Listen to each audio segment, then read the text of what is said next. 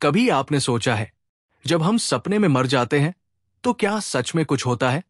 क्या हमारी आत्मा सच में किसी और लोक में चली जाती है, या फिर ये बस हमारे दिमाग का खेल है? और सबसे जरूरी सवाल, रामायण जैसे पुराने ग्रंथों में इसका क्या साइंस है? आज हम इस रहस्य को डीकोड करेंगे, स्पिरिचुअल विजडम को मॉडर्न साइकोलॉजी और न्यूरोसाइंस के साथ कनेक्ट करके।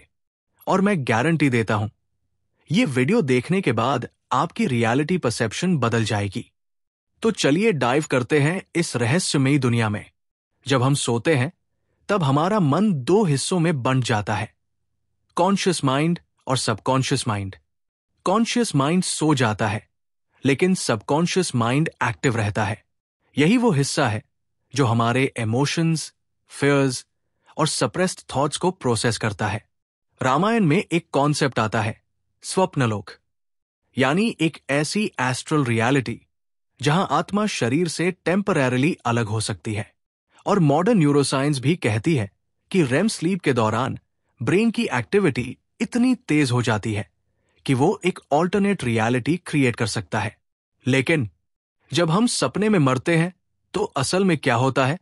साइकोलॉजी कहती है कि सपने में मरना सेल्फ ट्रांसफॉर्मेशन का सिंबल हो सकता है, जैसे कि आप अपनी आइडेंटिटी के किसी हिस्से को छोड़ रहे हैं या किसी पुरानी आदत को खत्म कर रहे हैं। लेकिन रामायण इस कॉन्सेप्ट को और गहरा बना देती है। रामायण के अनुसार मृत्यु कभी अंत नहीं है, ये एक नया जन्म है। सपने में मरने का मतलब हो सकता है कि आपकी आत्मा एक नए लेवल पर इवॉल्व हो रही है, जैसे हनुमान जी ने अपनी शक्तियों को भुला दिया था, लेकिन एक विशेष जागृति के बाद उन्हें अपनी डिवाइन पोटेंशियल याद आ गई थी। तो क्या सपने में मरना भी वैसा ही है? क्या ये एक सिग्नल है कि आप अपनी जिंदगी में कोई बड़ा बदलाव लाने वाले हैं?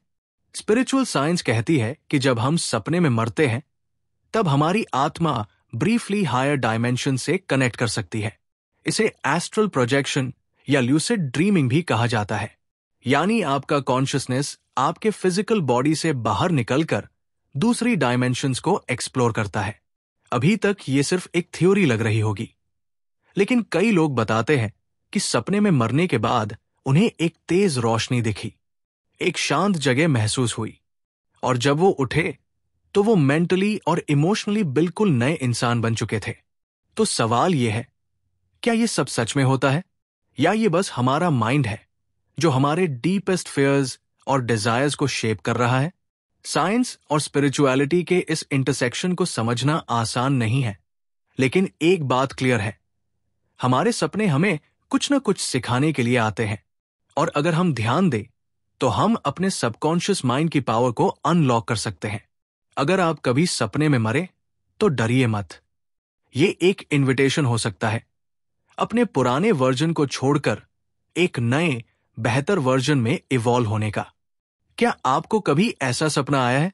नीचे कमेंट करके जरूर बताएं। और अगर आपको यह टॉपिक इंटरेस्टिंग लगा तो वीडियो को लाइक करें और चैनल को सब्सक्राइब करना मत भूलना, क्योंकि हम इसी तरह के और भी माइंड बेंडिंग टॉपिक्स एक्सप्लोर करने वाले हैं। क्या आप तैयार हैं?